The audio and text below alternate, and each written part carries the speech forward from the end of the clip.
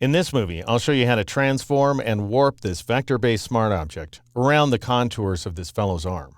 Notice that my smart object is selected here in the Layers panel. I'm going to go ahead and rename it Tiger Tattoo because that's what it's going to be. And then, just to get my bearings, I'm going to go up to the Edit menu and choose the Transform command. And notice here in the submenu that we can scale, rotate, and skew this layer, but we can't apply the distort, perspective, or warp effects. Now that doesn't have anything to do with the fact that this layer is a smart object.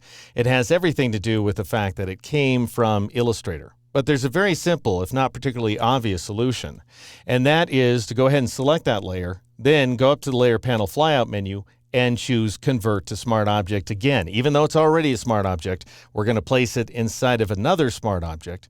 If you loaded my D key shortcuts, I've given you a keyboard shortcut of Control comma or Command comma on the Mac.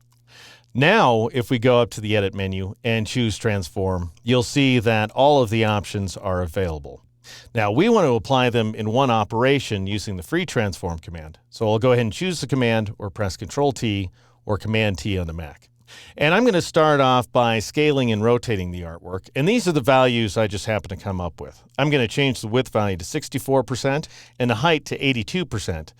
Because I reasoned that once this artwork was tattooed on this guy's arm, it would end up stretching vertically. And now I'm going to change the angle value to 18 degrees. And if your values end up changing on you just a little bit, it's not the end of the world. It's not actually going to affect the quality of the final image. Now I'm going to warp the artwork, and I'll do so by clicking on a warp icon over here on the right side of the options bar. And I start things out by setting the warp style to arch. And then I went ahead and bent this tiger just by dragging this top anchor point there.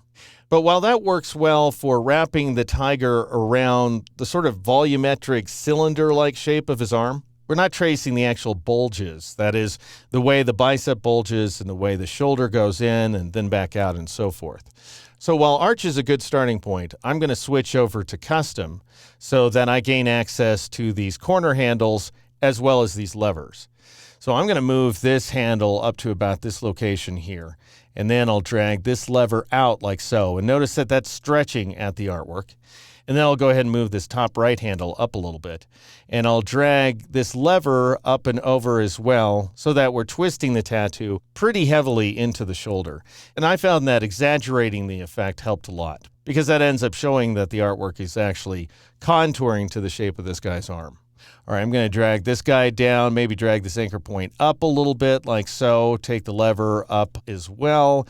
Take this lever over to about this location, should work out. I'll drag the corner handle to here, move this lever up so that we have a little more bend at the bottom. Take this guy up quite a bit as well.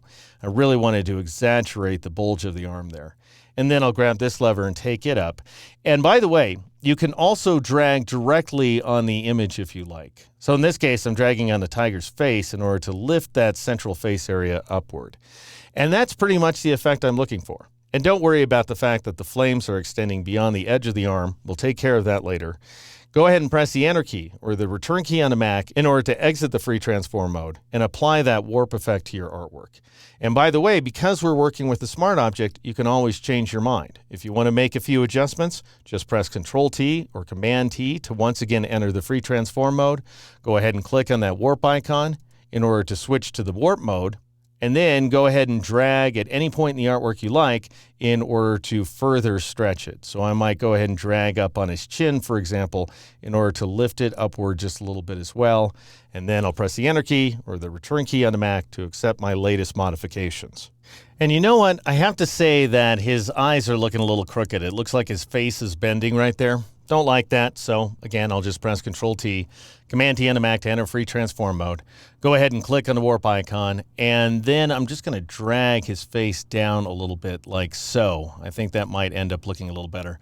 And maybe take this lever up as well to raise that left eye, and that looks like that should work pretty well. So I'll press the Enter key or the Return key on the Mac in order to apply yet another heaping helping of warp. So you can do that as much as you want, and you will get non-destructive results as long as you're working with a smart object, combined in this case with vector-based artwork here inside Photoshop.